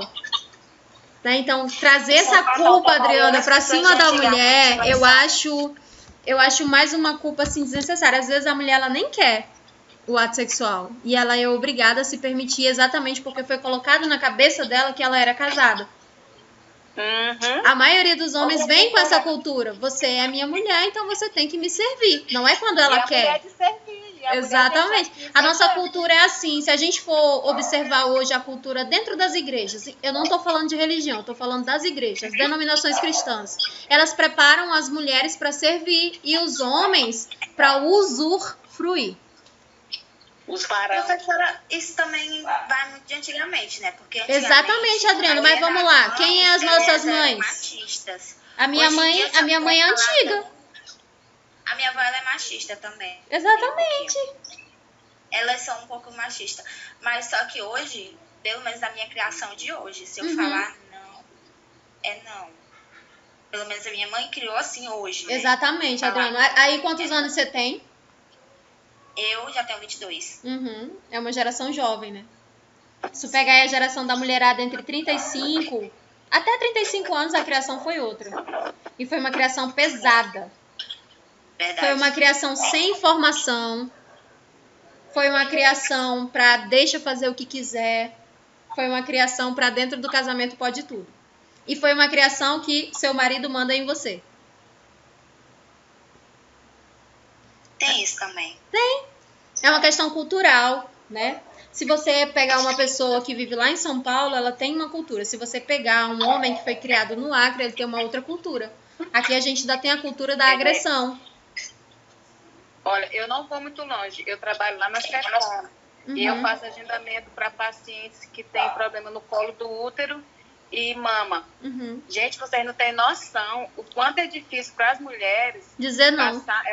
Elas passam por uma entrevista para dizer para o parceiro que ele não pode ter relação, dizer que a esposa dele está com problema, que ele tem que fazer uma autorização, que ela tem que passar 45 dias. Tem mulheres que não voltam para o tratamento, não porque voltam. não ficam boa, porque o marido não aceita. Eu tenho pacientes que não conseguem ficar 7 dias usando um creme vaginal. Viu? Não pode 7 dias, eu tô falando de 7 dias. De um creme vaginal. Aí ela me volta no consultório toda lacerada. toda lacerada porque ela não conseguiu ficar 7 dias sem ter relações sexuais. Aí eu te pergunto, era porque ela queria? Era desejo dela? Não. Até porque a mulher sente dor. Então, ali no atrito, é muito difícil a gente mudar essa cultura, mas devagarzinho assim, ó, como a Adriana foi criada, a gente vai conseguindo, né? No caso, eu tenho 3 meninas, então a gente tem que criar de uma maneira diferente. A cultura que já tá, dificilmente a gente vai conseguir mudar, mas a que vem a gente consegue inserir algo bom, né? Antes era difícil um homem que não batia na mulher, hoje são exceções, graças a Deus. Né? Se Deus quiser. Mas antes era assim, se o marido não batesse, já era a 8ª maravilha. Hoje é o mínimo, né? Verdade. É muito difícil. Na população acriana, principalmente na população que não tem muito conhecimento, a gente ainda aceita muita coisa. A gente aceita muita coisa. Então, é muito complicado a gente trabalhar a educação sexual dentro dos casais casados e principalmente dos casais cristãos, que só escutam o pastor, a pastora, o padre, o bispo, o preto velho, vai depender da denominação que você tiver, né? E aí, a menos que todas essas pessoas sejam formadas em saúde, aí vai ter como assistir as pessoas como um todo. Dora, Oi. tem algumas religiões também que não permitem com que as mulheres mantenham a sua higiene pessoal. A senhora já viu alguma paciente que tenha muito cabelo, professora? Já, mas então, a gente... Eu fico imaginando qual a situação dessa mulher dela não poder fazer a sua higiene porque a sua religião não permite ou que o seu marido não quer. Exatamente, é difícil. Pego muito, Nawane. Tem uma religião específica que eu não gosto de citar, qual que não pode fazer nem a tricotomia, ou seja, nem aparar o pelo. É difícil, mas é uma questão cultural e você não pode interferir nessa cultura, porque é agressão.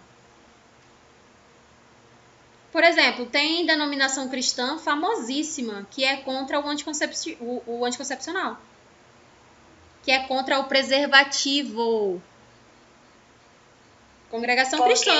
Dei uma pesquisada aí por cima, que eu não posso falar o nome de nenhum, mas dei uma pesquisada aí por cima. Vai contra? Porque segundo eles, a mulher ela foi feita para conceber. Criar e procriar, né? Exatamente. Para conceber. E só pode fazer sexo para procriação. Na cultura do século XXI. Tenta.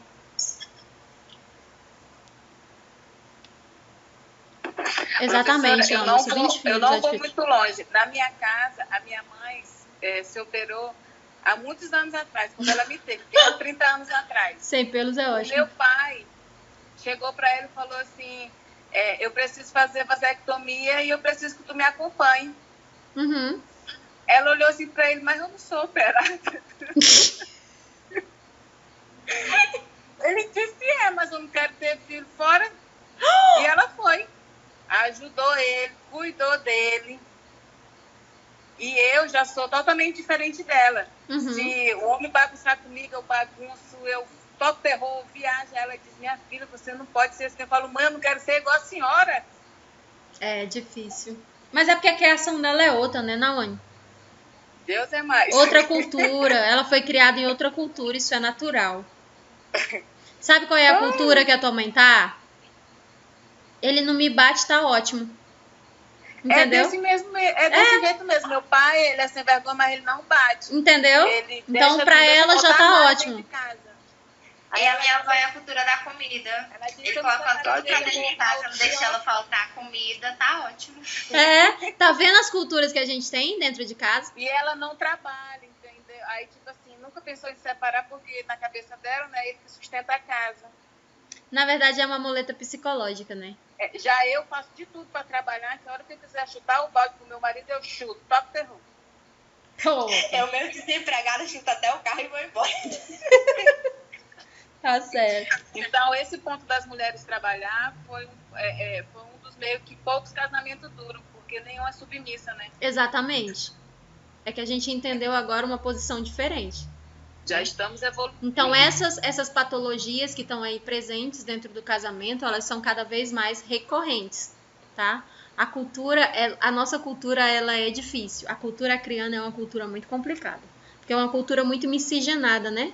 São várias pessoas de vários nichos diferentes que se juntaram. Então, a gente tem várias culturas para formar a cultura que a gente conhece hoje. Então, a gente ainda, né, trabalha informações que vêm lá das nossas gerações. Então, ainda é muito difícil para uma mulher se posicionar. Hoje, uma mulher na casa dos 20, 17, 18, ela se posiciona melhor que uma de 30. Muito melhor, tá? Então, vamos lá. A gente vai fazer um movimento aqui no corpo, um movimento ondulatório e circulatório, normalmente em volta do próprio corpo. Então, é assim que a bactéria espiroqueta, ela vai se manifestar dentro do organismo. Ela é em espiral, tá? E a gente tem outras bactérias aqui, né, com outras formas. Como, por exemplo, a gente tem aqui, ó, a borrelia. A borrelia, ela vai causar a doença de Lyme. A doença de Lyme, aqui no Acre, a gente conhece como a doença do carrapato. Tá? É uma doença que a gente sabe que é grave, né, que necessita de tratamento e que pode afetar as células neuronais. Então, ela pode trazer aí dificuldades para essa pessoa com relação à fala, né, dificuldades com relação ao senso cognitivo. Então, essa é a patologia que a gente conhece, tá? É uma bactéria que é transmitida através da mordida do carrapato. É a borrelia, tá? Doença de Lyme ou doença do carrapato, como a gente conhece aqui na região norte. Também temos a bactéria Leptospira, que causa a leptospirose ou a doença do rato, tá? A gente precisa de um hospedeiro. Então, o rato contamina a água, você entra em contato com a água e você adquire. Por isso que toda vez que a gente vê uma enchente, né, as pessoas pensam em bens materiais. A gente que é da saúde já se benze 3 vezes pensando no nível de leptospirose que vai chegar dentro das unidades de saúde. E é uma doença grave. Quem pegou leptospirose sabe que o tratamento é lento e gradual. Algumas pessoas precisam de tratamento medicamentoso, de acompanhamento psicológico, de acompanhamento emocional e principalmente do acompanhamento do fisioterapeuta por algum tempo, porque ela ataca ali, né, as cartilagens do organismo e alguns músculos. Então a pessoa perde tônus muscular, ela não consegue ficar em pé, ela não consegue andar porque a dor é tremenda. Temos também a treponema, né? Bactéria ali causadora da sífilis. E temos a Spirillum, que é a bactéria que causa a febre, que vem através da mordida do rato. Então, a gente tem a leptospirose, que vem da urina, e a gente tem a febre da mordida do rato. Trouxe aqui para vocês alguns sintomas dessas patologias. Doença de Lyme, tá? Ou doença da mordida do carrapato, que é transmitida pela bactéria Borrelia. Tá? Deixei aqui para vocês e lá na apostila também tem. Temos a leptospirose, que é transmitida pela urina do rato em águas contaminadas. E temos aqui, ó, a treponema, que causa a sífilis. Então, vamos lá. O vibrião é um organismo que está dentro da bactéria e ele apresenta uma coloração. Essa coloração pode ser gram-negativa, né, que traz uma forma aí de vírgula, e ela é móvel e tem um único flagelo. Então, ela lembra ali a estrutura do espermatozoide, tá? As bactérias que trazem, né, uma patologia conhecida, e essa bactéria é um vibrião, é a bactéria causadora da cólera. Então, ela ataca muito a mucosa gastrointestinal, por ela ter essa estrutura que se movimenta rápido, e ela tem essa coloração gram-negativa, ou seja, ela vive em ambientes ácidos. Ela tem uma mobilidade maior, porque ela tem um flagelo ou um vibrião, e ela consegue se movimentar rápido num ambiente cítrico ou num ambiente ácido. Então, ela vai desenvolver ali a doença da cólera, né? A doença da cólera, os sintomas dela, náusea, vômitos e diarreias, e pode levar a pessoa a óbito. A tiobactéria, né? A tiobactéria é um tipo de bactéria que utiliza compostos à base de enxofre para fazer a sua síntese e os seus compostos orgânicos. Por isso que quando a gente precisa da ação das bactérias, a primeira coisa que a gente observa é o odor. Por exemplo, quando a gente vai fazer compostagem, né? A gente precisa da ação das bactérias, aí essas bactérias abafadas, na ausência do oxigênio, elas vão desenvolver, né, a exalação de um gás tóxico, e esse gás é o enxofre. Por isso que quando a gente vai mexer ali na compostagem, sobe aquele cheiro ruim. Ou quando as pessoas vão fazer escavação, né, elas são ali também contaminadas pela presença de um odor característico. Então, as bactérias, elas desenvolvem um odor. Por exemplo, vocês já observaram o cheiro de pus? Quando a carne está apodrecendo, tem presença de tecido necrótico, a carne está apodrecendo, a pessoa está com uma ferida e a carne está apodrecendo. Não tem um cheiro forte? Um odor característico, né? Então, a gente já sabe que a bactéria que está ali é uma tiobactéria, que ela tem essa ação, né? Que transforma, ela precisa dessa ação do podre, do enxofre, para que ela possa se manifestar. Então, eu tenho aqui algumas estruturas de bactérias para vocês. Eu trouxe aqui para vocês, ó, a espiroqueta, né? Que é a treponema pálido. Ela causa a sífilis.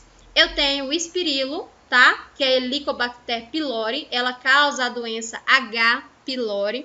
Então, todas elas que tem aqui, ó, esse vibrião, ela consegue se movimentar no meio ácido. Então, ela ataca a mucosa gastrointestinal, tá? Ali, boca até estômago. O H. pylori geralmente fica na porção final do estômago, já juntando no duodeno. É uma bactéria difícil de morrer e ela só é identificada através de uma biópsia, tá? É retirado um pedacinho através da endoscopia, tira um pedacinho e manda para a biópsia. Quando coloca ela no meio de cultura, ela se manifesta porque a coloração dela é diferenciada.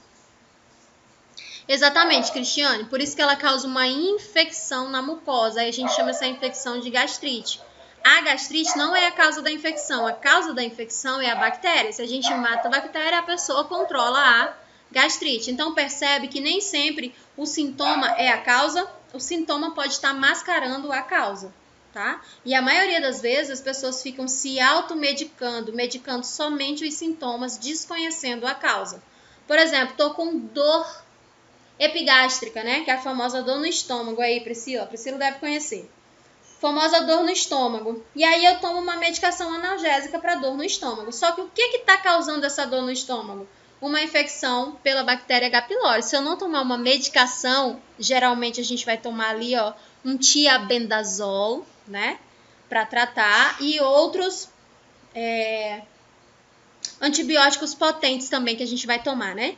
Para tratar a causa, a gente vai sempre mascarar os sintomas. É por isso que uma pessoa que tem uma dor epigástrica deve ir no gastro para fazer uma endoscopia para saber se é H. pylori. Do contrário, vai ficar tomando um monte de medicação à toa, feito besta.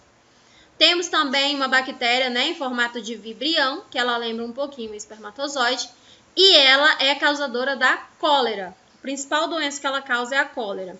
Nós temos o Streptobacilo, tá? Que são os bacilos antaces. Esses aqui fazem parte da nossa mucosa intestinal.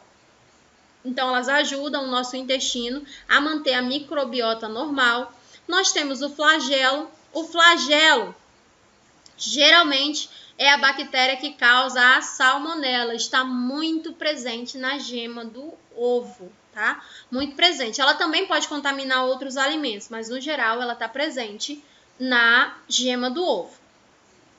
Temos o endosporo, tá? Que é a bactéria que causa o colídrio, tá? Uma infecção gastrointestinal também. Nós temos a sarcina, tá? Que é uma bactéria presente na mucosa intestinal. Nós temos a Staphylococcus, que é bactéria presente na nossa pele, tá? Na nossa mucosa. Nós temos aqui, ó, o Streptococcus. Streptococcus são bactérias maléficas ao nosso organismo. Streptococcus geralmente é uma infecção, né, na garganta, é uma infecção por bacilococo, que a gente chama de gonorreia, né? Então ela traz ali uma infecção maléfica para o nosso organismo. Geralmente ela é sensível à penicilina ou benzatacil. E o diplococo, né, que é quando é uma bactéria que ela vem assim, ó, de duplinha. Streptococo, ela vem numa carreira, né? Assim, ó, um filamento. E a Staphylococcus, ela se junta em colônia. Geralmente, na Staphylococcus, ela está presente ali na nossa pele. Quando a gente tem uma infecção, a gente percebe, né, que é uma infecção com uma extensão um pouquinho maior e ela tende a ser mais arredondada, né? A forma dela geralmente vai ser para o arredondado. Então, ali é uma infecção por Staphylococcus. É muito comum na pele. E aí a gente tem aqui, ó, o meio de cultura na placa Petri, por HH. Dentro dos laboratórios, a gente tem, né, uma placa de Petri, tá? Ela é de acrílico e a gente coloca uma substância dentro de HH. Faremos uma coleta, uma amostra de uma colonização bacteriana. Digamos que o médico pediu uma cultura. Cultura de quê, professor? Tem cultura de urina, cultura de secreção vaginal, cultura de secreção oral, né? Tem vários tipos ali de cultura. Cultura é uma análise de qual é a bactéria que está instalada naquele organismo. Então, vamos dizer que aqui a gente tem uma cultura de urina. Tá? Você realizou o exame para verificar se tem alguma bactéria presente na sua urina. Vai para o laboratório, uma amostra para microbiologia, pega um pouquinho e coloca no meio de cultura por HH. E observa em 72 horas o crescimento de colonização bacteriana. Se houver o crescimento, né, de bactérias, a gente verifica qual é a bactéria que está causando e mostra no exame. Então, o médico tem como saber, através do exame de cultura, qual é a bactéria específica que está causando uma patologia dentro daquele organismo, tá? Então, a gente chama esse exame de cultura. Tem outras formas, né, de a gente verificar ali meio de cultura. A gente tem meio de cultura no tubo de ensaio, a gente tem meio de cultura, né, no ambiente líquido aqui, ó, dentro do vidro de iodopovidona, e a gente tem a placa de Petri, tá aqui ela, sem o HH. Oi, Miriam. Dá para identificar, por exemplo, meu filho estava com alguns sintomas de febre, calafrios, essas coisas, levei ele na UPA, ele fez um exame para dengue, só que não deu dengue. O médico deu o diagnóstico de leptospirose. Tinha como identificar nesse exame de sangue a leptospirose sem ser específico o exame? Tem como verificar pela sintomatologia. Ó, a medicina, ela diz o seguinte, que a sintomatologia, ela é soberana, ou seja, os sintomas estão acima da hipótese diagnóstica apresentada nos exames. Então, ele pediu, observou ali, né, fez o parâmetro e fez uma vertente. O que ele tinha para diagnosticar de doença era o exame da dengue. Então, ele pediu dengue. Se não é dengue, teoricamente, é a segunda hipótese dele, entendeu? Daí ele analisou os valores de referência que veio lá no exame e chegou a um diagnóstico e passou ali o antibiótico específico. Ele tá tomando. Na medicina, a clínica vai ser sempre soberana. O exame está dizendo X, né? Mas a clínica está dizendo Y. O médico ele está amparado por lei para seguir a clínica. Porque às vezes, Miriam, o exame também pode estar errado, entendeu? Pois é. O exame não justifica os sintomas? Entendi. Acontece. O tratamento, por exemplo, o tratamento é de 14 dias. Geralmente, ó, pode ser 7, 14, 21 e 28, entendeu? Ele fez 14, aí eu tenho que fazer o exame, refazer para ver se está sarado? Tem, quando ele tomar os 14 dias de antibiótico, aí você volta para fazer uma análise. Aí nesse caso você não volta para a UPA, nesse caso você vai para o posto. Sim. Entendeu? Graças a Deus ele está bem melhor. Mas... Ai, que bom que o antibiótico já surtiu efeito. Então, a hipótese do médico estava dentro da linha de raciocínio real, né? Porque sim.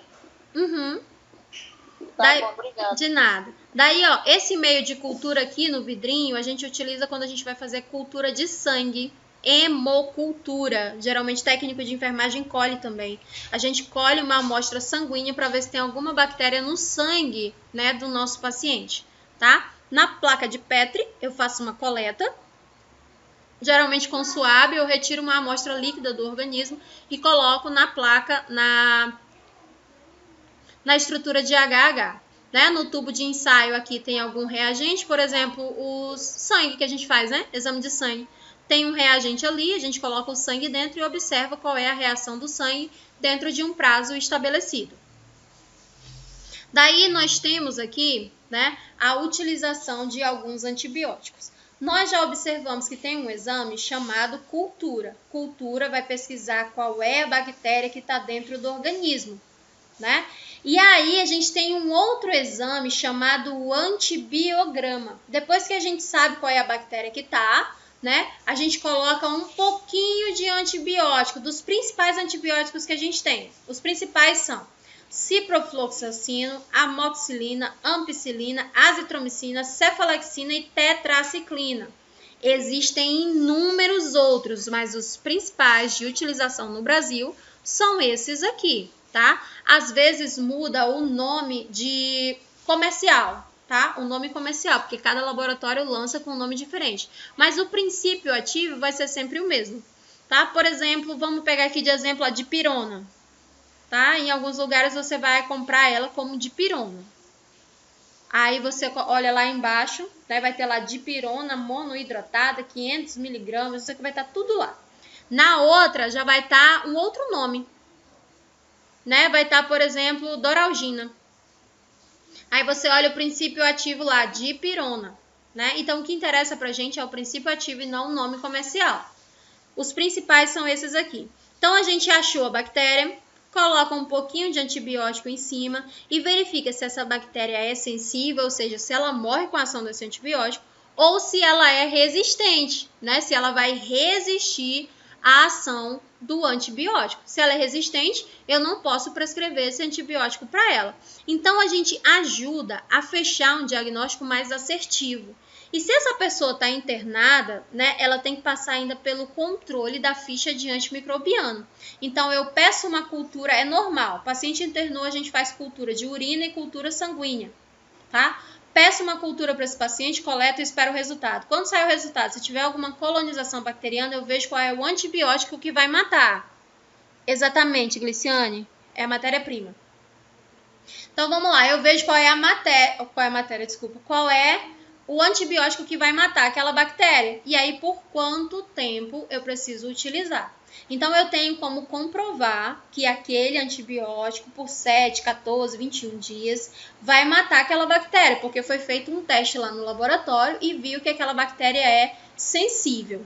Só que aí, fiz a prescrição, solicitei o antimicrobiano e mandei para a farmácia. Quando chega na farmácia, o médico da CCIH, do controle de infecção hospitalar, ele vai fazer uma segunda análise. Se ele achar, né, que aquela medicação não está de acordo com a sintomatologia do paciente, ele pode mudar, tá? Então, hoje em dia, o médico, para prescrever o antibiótico, ele tem que ter absoluta certeza do que ele está fazendo. E é por isso que hoje a gente não consegue comprar um antibiótico sem receita, ou pelo menos não deveria, né? Então, a gente precisa aqui de uma receita branca. A gente precisa aqui, ó, de uma receita branca carbonada, ou seja, precisa ter a frente, né, e precisa ter a cópia. A cópia fica na farmácia, tá? Ou vice-versa. E uma cópia com o paciente. Nela, a gente tem que ter o nome completo do paciente, o CRM do médico, o estado que ele atendeu, né, o endereço completo, né, com cidade e estado. E aqui, ó, o nome do paciente todinho, o endereço do paciente e para que é a medicação. Então, digamos que ele passou ciprofloxacino, 500 mg, um comprimido ao dia, né? Ou um comprimido a cada 12 horas, de 12 em 12 horas, e ele coloca a quantidade de dias certinho. E essa receita aqui só vale por 7 dias. Se você demorar mais que 7 dias para pegar essa medicação, ela não serve mais para você. Você tem que passar por uma nova consulta. E aí, quando você vai comprar, lá na farmácia, fica todos esses dados aqui, ó. Identificação do comprador. Quem foi comprar essa medicação? Tá lá o nome de quem foi comprar bem bonitinho. E aqui o carimbo e a assinatura com a data de quem passou. Isso aqui foi preconizado pela Anvisa, é um receituário de controle especial e ela entrou em vigor desde 2014. Então, nós não deveríamos comprar medicamentos com ação antibiótica sem receita. E o médico, para passar um antibiótico hoje, ele precisa ter um exame na mão, de preferência uma cultura com antibiograma. Se ele tiver uma cultura na mão, ele vai saber qual é a bactéria. Mas digamos que, por exemplo, é a sífilis. E tu já fez o esquema do tratamento da sífilis 3 vezes. Só que esse médico não sabe. E também tu não falou. Aí ele passou de novo a bezetacil para tu. Só que essa bactéria já está resistente à bezetacil. Que foi o que aconteceu no Brasil. A maioria das pessoas já estavam resistentes à tetraciclina, amoxicilina, ciprofloxacino, porque era mais ou menos assim, ó. Ai, menina, já acordei com dor na garganta. Mulher de Deus, aqui em casa tem azitromicina. Toma aqui 3 dias e vai ficar boazinha. Daí a infecção dela era por Streptococcus e não por Staphylococcus. Daí ela adquiria resistência para aquela medicação e quando ela precisa daquela medicação, o organismo dela não absorve mais. Aí no Brasil a gente só estava utilizando, né, medicação bacteriana, antibióticos, com amplo espectro. Então a gente estava usando anfotericina, que é uma medicação muito, mas muito agressiva para o nosso organismo, sem necessidade. Às vezes estava usando anfotericina para uma infecção bacteriana no colo do útero, sem necessidade, que você poderia ter usado um metronidazol e estava tudo certo. Mas porque você se automedicou, você adquiriu resistência, né, àquela substância. Então a Anvisa proibiu a circulação de alguns antibióticos no Brasil e restringiu o uso para várias classes. Então, hoje, para o médico passar um antibiótico, principalmente se o paciente estiver internado no ambiente hospitalar, ele vai precisar de um antibiograma e da cultura, tá? De sangue ou de urina para justificar o uso. Então, o esquema no Brasil hoje é esse aqui, ó. O médico do paciente prescreve um antibiótico, né, de uso restrito. Um antibiótico para a situação X que ele está passando lá. Digamos que ele está com uma infecção urinária. Aí vamos lá, ele vai preencher uma ficha para solicitar essa medicação para a farmácia, porque lá da farmácia só sai com prescrição. E aí ele vai passar para a enfermeira do plantão, tá? E a enfermeira do plantão vai enviar para a farmácia. Quando ela envia para a farmácia, né, ou a gente joga aqui no sistema, digita lá no sistema, a farmácia vai liberar a dose para 24 horas iniciais, se ela tiver de acordo com o tratamento. Se ela não tiver de acordo com o tratamento, ela vai mandar a CCIH fazer uma avaliação dessa prescrição, tá? E lá na CCIH tem um médico, e esse médico pode anular a prescrição ou pode concordar com a solicitação e liberar o antibiótico pelo tempo que foi determinado. Digamos que o médico determinou o uso desse antibiótico por 7 dias, por 14 dias, por 21 dias. Então, hoje em dia, não é mais assim, eu acho que é H. pylori e passo uma medicação, tá? Hoje em dia, a gente precisa de um exame que comprove a presença de uma bactéria e qual é a substância que essa bactéria é resistente ou sensível, porque a população está completamente autoimune à maior classe de antibióticos que a gente já tem disponibilizada pelo SUS. Então aqui eu trouxe um resultado de antibiograma para vocês observarem.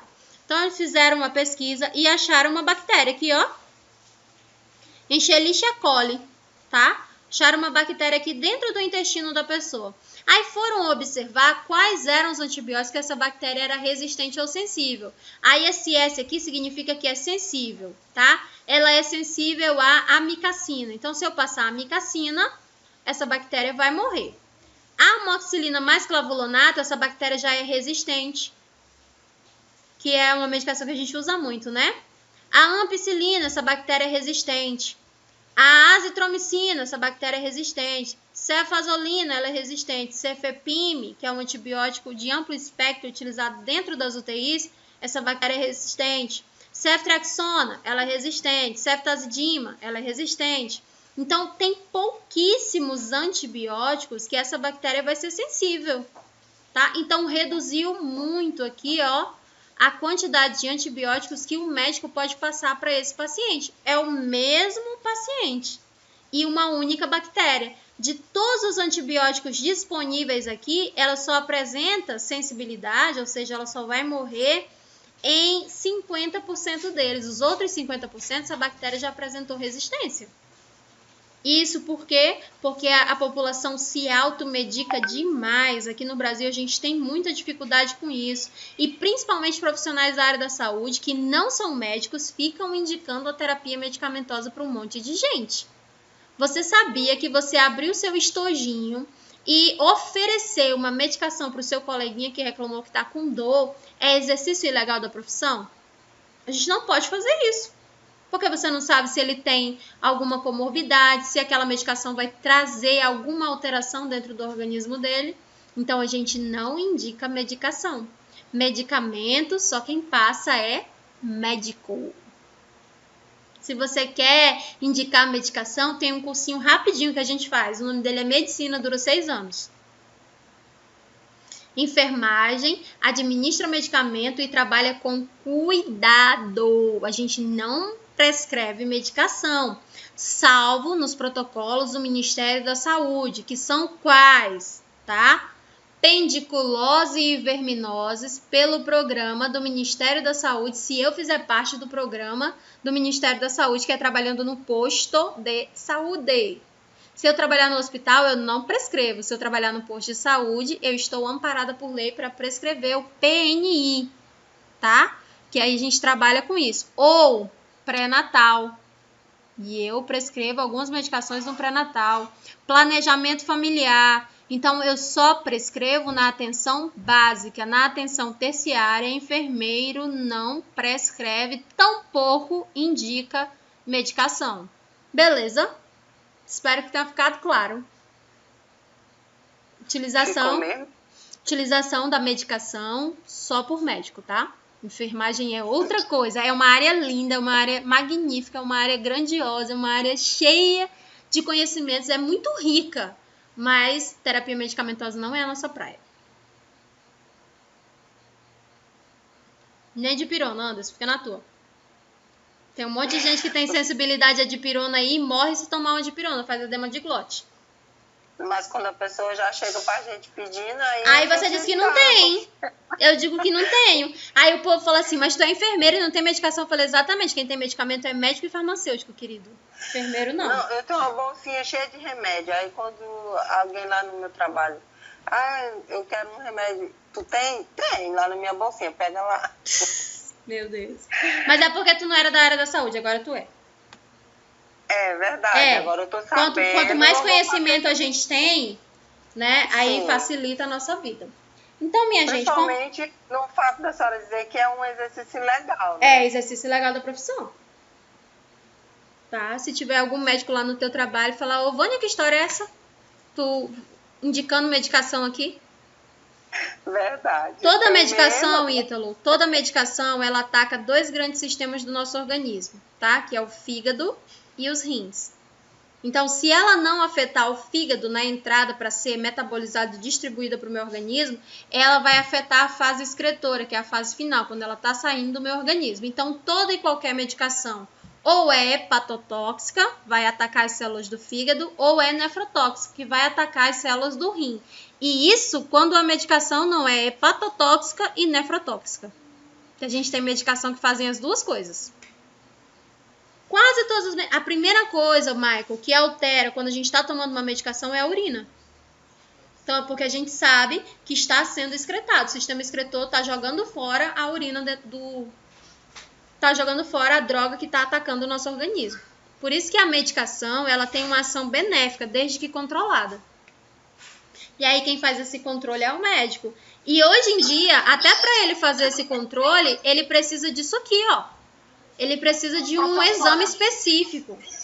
Então é por isso que quando criança está tomando antibiótico, você sente aquele odor na urina. Então quer dizer que o corpo está eliminando o antibiótico que está sendo introduzido. Exatamente. Tudo que entra no nosso corpo tem que ser excretado. E ele vai ser excretado pelo rim, através do suor ou da urina. E também é eliminado pelo sistema excretor através das fezes. Mas, no geral, sai pela urina e pelo suor. Por isso que, já viram que quando a gente está tomando complexo B, geralmente a gente mancha a roupa, porque sai no suor, aquele cheirinho de complexo B. E se a gente que usa muito roupa branca já percebe, a axila exala um odor mais amarelado, né? O suor fica com um cheiro muito forte, exatamente, Michael, e fica amarelo. E a gente que usa branco já percebe logo, o colarinho fica totalmente amarelo e a axila. Então a gente mancha a roupa.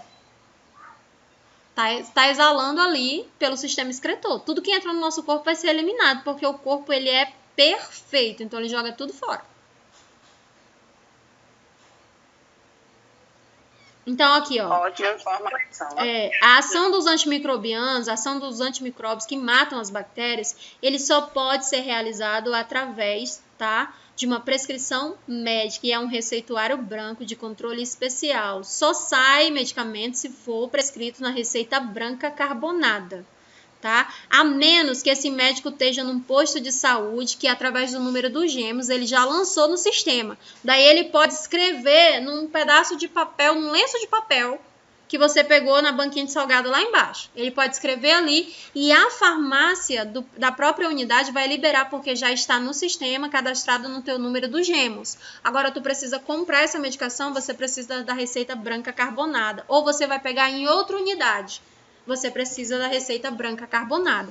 E para ele passar, ele tem que ter 100% de certeza que é aquela patologia que ele está passando. Do contrário, ele está passivo a processos.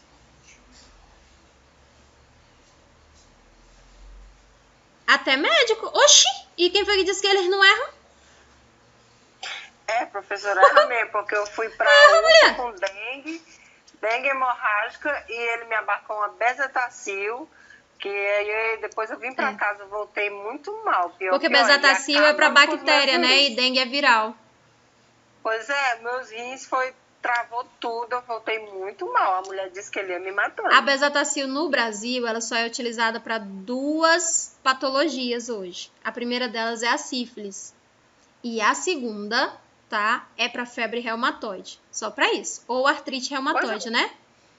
Só para isso. No Brasil, antes ela era utilizada para um monte de coisa. Só que lembra que a gente ficou resistente porque tudo a gente fazia bezetacil nos outros?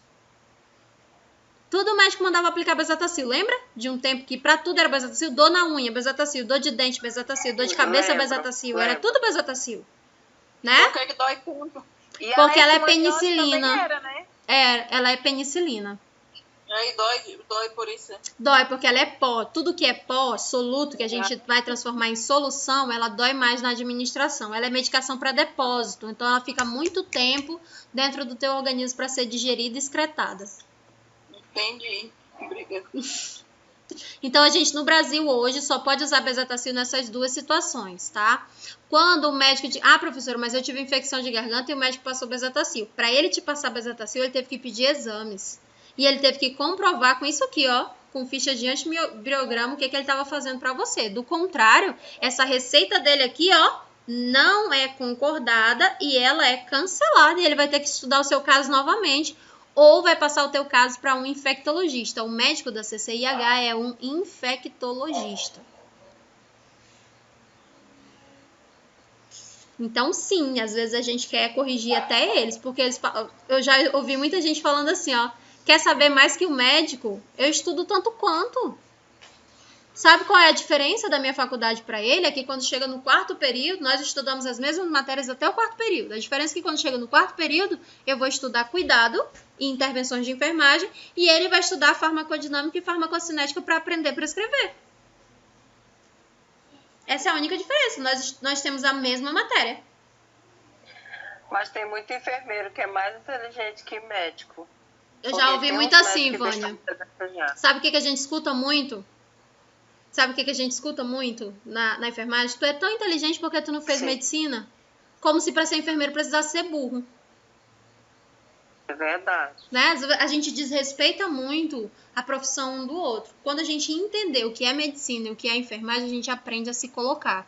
Então eu escuto muito assim, quer saber mais do que o médico? Gente, tem muito médico por aí que não faz jus ao diploma. Tem muito enfermeiro por aí que não faz jus ao diploma. Profissionais incompetentes a gente tem em todas as especialidades. É verdade. E o erro faz parte, né? O erro faz parte da conduta do ser humano. Então, qualquer pessoa pode errar. Então, quando alguém me pergunta assim, quer saber mais do que a especialidade X? Aí eu falo só, dentro do meu saber, isso aqui tá errado. Agora, para ir lá debater, preciso ter conhecimento técnico. E isso a gente adquire através dos estudos. Então é isso, gente. As bactérias que a gente mais encontra são essas, né? As doenças que elas causam são essas. E o tratamento é a base de antibiótico. E no Brasil, a dispensação do antibiótico ela é controlada pela Anvisa. Então, sabe aquele antibiótico que a gente desistiu de tomar e deixou na geladeira? Ele não serve mais, tá? Por isso que os médicos falam, principalmente para as vó, que não pode estar medicando os netos. Aqui em casa, minha sogra é direto na azitromicina. Olha, tem um estudo... Porque ele fala que o corpo, ele cria um bloqueio, que vai ter uma hora que ele vai necessitar da azitromicina, e não mas vai... devido a ele tomar tanta azitromicina, não vai acontecer, sabe o que, ó? Vai passar outro antibiótico. Aqui, ó, ele vai estar resistente à azitromicina. Tá aqui, ó, igual esse cara aqui, ó, tá resistente à azitromicina. Porque fica tomando azitromicina por brincadeira. Tem um estudo recente, eu trabalhava no Hospital do Câncer, e aí a gente estava fazendo uma pesquisa, né? E tem um estudo que conseguiu comprovar que o uso de antibiótico até os 7 anos de idade favorece leucemia, que é um câncer pediátrico. E hoje em dia, quando a criança nasce, a primeira coisa que os médicos estão passando é antibiótico. Então, dependendo da infecção, se você puder tratar sintomas, né? O sistema imunológico da criança, ele está em formação. Se eu jogo um antibiótico dentro, eu digo assim para o sistema imunológico dele que está em formação: se aposenta que eu não preciso de você. Pode deixar que isso aqui eu resolvo. Pode deixar que isso aqui eu resolvo. Aí toda vez que o corpo tenta jogar ali, né, uma informação para matar aquela bactéria, eu vou lá e coloco um medicamento e digo: deixa aqui que eu resolvo. Aí o que acontece?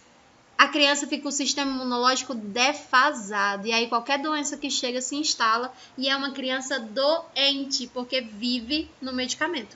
Uma criança que não toma antibiótico até os 7 anos de idade, ela tem uma resistência imunológica diferente de uma criança que já fez uso do esquema de antibiótico. Mas, professor, eu só dou antibiótico porque o médico passou. Eu fui a um médico e o médico passou. Geralmente, quem passa antibiótico para criança não é pediatra. Pediatra tem medo de antibiótico. Pediatra que se preza não gosta de antibiótico. Ele só passa antibiótico na última das hipóteses. Por isso que é legal a gente ir no especialista, né? Professor, o efeito do antibiótico é o mesmo na criança? Ele afeta o fígado da criança também? Mesma coisa. É os rins, né? Ou quando não é os dois. E no caso da criança ainda afeta o sistema imunológico. Como eu posso saber que aquele antibiótico está fazendo mal para ele? Pelas reações adversas. Criança tem reação, né? Todo mundo que toma medicação tem reação. Geralmente a criança que está tomando antibiótico, ela pode vomitar, ela pode ficar pálida, ela pode ter diarreia. Geralmente está tomando antibiótico, a criança já faz diarreia, o cocô muda. Porque o corpo vai excretar rapidinho. Professora, o corpo ele cria resistência só para os antibióticos? Não, qualquer medicação. Qualquer medicação que você faz uso contínuo e prolongado. Você já ouviu assim? Tem gente que fala assim: a dipirona não faz efeito para mim, não faz nem cócega, eu preciso de uma coisa mais forte. Sim, né? demais.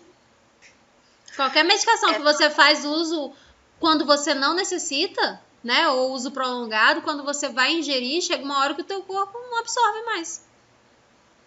Quando eu era bem mais jovem, qualquer dor que eu sentisse, eu tomava dipirona.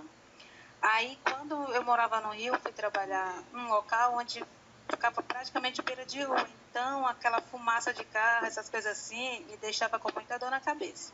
Fui ao médico, ele falou que era sinusite crônica, que se eu sentisse dor, eu poderia tomar dipirona, só que nunca passou. Aí eu fui na farmácia, o farmacêutico, ele me olhou e disse assim: não, tu tem que tomar Gripeol, tuas dores de cabeça só passam com ela. Hoje em dia, qualquer dor que eu sinta, dipirona, Dorflex, não me serve. Eu tenho que tomar Gripeol para poder passar. Verdade. Porque não aceita mais dipirona.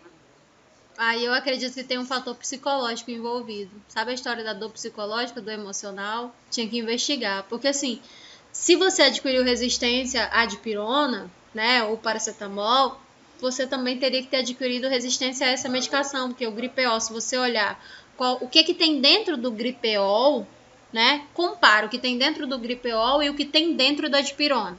Você vai tomar um susto. É a mesma coisa. Às vezes só muda que não tem cafeína e o outro não tem. Muda a apresentação. O Gripeol geralmente vai vir em cápsula, o outro vem em comprimido. Então, às vezes, você só muda ali a apresentação da medicação e ela já tem uma forma diferente de se manifestar no organismo. Gente, eu gosto de dar aula nessa turma, ó. Todo mundo participando. Que coisa.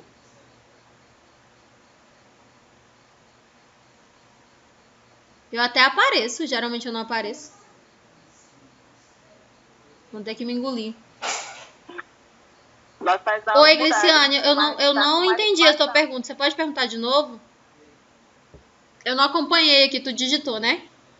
Usa chá, tem problema, todo tipo de chá. Ô, Gliciane, é Gliciane, né? O chá, ele tem propriedade medicamentosa. Vamos usar aqui o crajiru. Crajiru é antibiótico. Unha de gato é antibiótico. Dependendo, né, da droga que tem dentro daquela planta, ela pode trazer uma intoxicação. Várias pessoas chegam no hospital com hepatite medicamentosa e, pasme, ela só tomava chá. Por quê? Na medicação da farmácia, se eu for comprar, digamos que eu comprei unha de gato. Comprei unha de gato na farmácia manipulada em cápsula. Eu sei exatamente quantos miligramas de unha de gato tem dentro daquela cápsula. Se eu pegar um pedacinho de pau de unha de gato e ferver e tomar o chá, eu não sei quantos miligramas de chá, quantos miligramas daquela droga eu tô absorvendo. E se for uma dose muito alta para o meu organismo? Então, eu não gosto do chá na pediatria e nem na saúde no geral. Eu acredito no chá, óbvio, eu acredito nas propriedades medicamentosas, desde que eu tenha como saber exatamente qual é a concentração da droga que está dentro daquele chá. Eu não vejo gente pesando as folhinhas para saber quantas gramas de folha colocou em 2 litros de água. Camomila. Eu vejo a pessoa falar assim, ó, pega um punhado, um Alasca, um pedaço. Eu sei lá quantos miligramas tem ali, minha gente. É droga. Aquilo ali é droga também. Aí tu pega um monte de droga, mistura e dá pro menino beber. Não sabe nem o que é aquilo. E se tu não é formada em química, né? Digamos que eu não sou formada em química. Aí eu misturo alfavaca, cavalinha e não sei o que, e Vick, e nananã. Uma coisa dá um banho, jogar na cabeça, né? Outra coisa dá pra criança beber. E se for um veneno que eu tô criando? Agora aquele tal do quinaquina, né? Que assim que surgiu o vírus, né? Da Covid, e todo mundo queria tomar tal quinaquina, não sei o que, e o bicho faz mal pro estômago da... Eu tomei, o bicho. Se a criança tem Kawasaki, alguém digitou que a criança tem Kawasaki. Se a criança tem Kawasaki, ela deve ser acompanhada por um cardiologista. E é melhor que você não dê nenhuma substância para ela fora do que foi prescrito, porque a gente tem como saber. Toda medicação, ela tem um antígeno. Toda medicação. Vamos lá, você tomou uma dipirona e fez uma reação alérgica. Quando você chega no hospital e você diz, eu tomei um comprimido de dipirona, eu sei qual é o antígeno para quebrar o efeito da dipirona. Porque eu sei que num comprimido de dipirona tem 500 miligramas. Agora, se você, por acaso, digamos que tu achou a planta de pirona. Tu achou a planta de pirona por aí e tomou o chá. Eu não sei quantos miligramas tem dentro do teu corpo. Eu sou adepta à terapia do chá. Eu sou uma enfermeira formada em terapias, né, em ciências manuais, em outras práticas de medicina alternativa. Eu gosto, desde que eu saiba exatamente a quantidade, qual é a posologia, quanto de droga que tem ali dentro, tá? Porque o chá, ele tem propriedades medicinais que podem me trazer muitos malefícios, porque é uma droga dentro do meu organismo.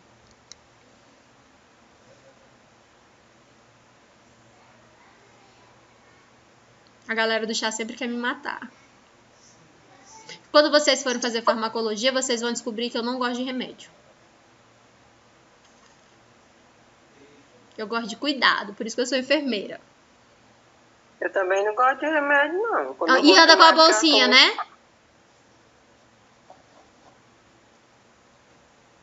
Eu gravo as coisas, Bani, eu lembro das pessoas e tá gravado. Não sei que foi tu que disse que tinha uma bolsinha. Não, eu tenho pra dar pros outros, mas não pra mim tomar. Mas minha nossa, então abre uma farmácia, mulher. Pelo menos tu vai ganhar dinheiro.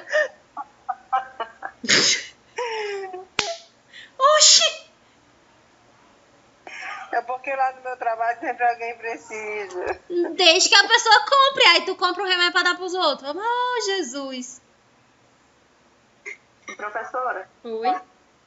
Voltando aqui à pergunta do início sobre o Covid, né? Tu disse que a gente pode entrar em contato com o vírus e não desenvolver a Exatamente. doença, mas a gente pode transmitir? Pode. Eu não consigo entender. Pode. É o que acontece com as crianças. Criança geralmente não desenvolve, né? Pela ciência, o número de casos na pediatria é praticamente 0. Teve um caso aqui, outro ali, isolado. Sintomas, né? Oi? Ela não desenvolve sintomas, né? Ela não desenvolve sintomas, ela é assintomática. Ela entra em contato com o vírus, mas ela pode transmitir. Por isso mas que... ela tá doente, né? Oi? Mas ela tá doente, né? É isso que eu quero Se saber. a gente fizer a sorologia dela, não apareceu. No máximo ali, ela entrou em contato rapidinho e ela não desenvolve, mas ela transmite. Por isso que a gente não pode voltar com as aulas nas escolas ainda. O que tá me deixando desesperada. Agora entendi. Porque eu tenho só 3 meninos aqui que eu não aguento mais. Professora? Oi. Em relação ao que eu perguntei para a senhora da síndrome de Kawasaki. Tá. Eu fazia acompanhamento com o Cássio lá na fundação. Só que aí, por causa da pandemia, parou. Ixi. Aí, ele sempre fazia acompanhamento... com o Ricardo ou com a mulher dele? Oi? Ele faz com o Ricardo ou é com a outra lá? Isso, com o Ricardo mesmo. E a esposa dele faz exame. Ele só vê. Aí, ele sempre toma, todos os dias ele tomava AS. Aí só que começou a aparecer um monte de roxo pelo corpo dele, roxo feio mesmo. Aí eu parei, aí eu fiquei, não, vou parar de dar, e aí quando eu voltar com ele eu explico pra ele. Só que até agora não sei se tá atendendo mais, eu tenho até que ir atrás disso. A senhora sabe se já voltou a atender eles? Voltou a atender, agora eu não sei como é que tá o esquema de marcação, mas voltou a atender já. Voltou a atender porque eu acompanho 2 pacientes deles que voltou a atender recente. Então eu vou atrás. Tem que ir atrás urgente, porque a mulher dele fez. a AS é antitrombolítico, então ela causa desagregação plaquetária, por isso que a criança tá cheia de hematoma. Eu fiquei com medo, parei. Que bom que você teve essa percepção e parou. Tá bom, obrigada. Mais alguém? Alguma coisa? Eu fico pensando na pessoa que vai assistir a aula. Ter que aturar 2 horas de vídeo e áudio. Não é? Fale, Cris. Não, eu estava perguntando. Como eu sinto muito gostar mais na boca, qual é o tipo de bactéria que dá isso? Cris, meu amor, você acabou de passar por um processo cirúrgico. Tem que ter paciência. Olha, que é da cirurgia, né? Exatamente, tem que ter paciência, porque o teu corpo passou por uma grande agressão. Vai demorar um tempo para ele estabilizar. Então agora, a única coisa que eu posso te dizer é que é uma reação normal da cirurgia. Depois de um tempo, a gente vai investigando devagarzinho.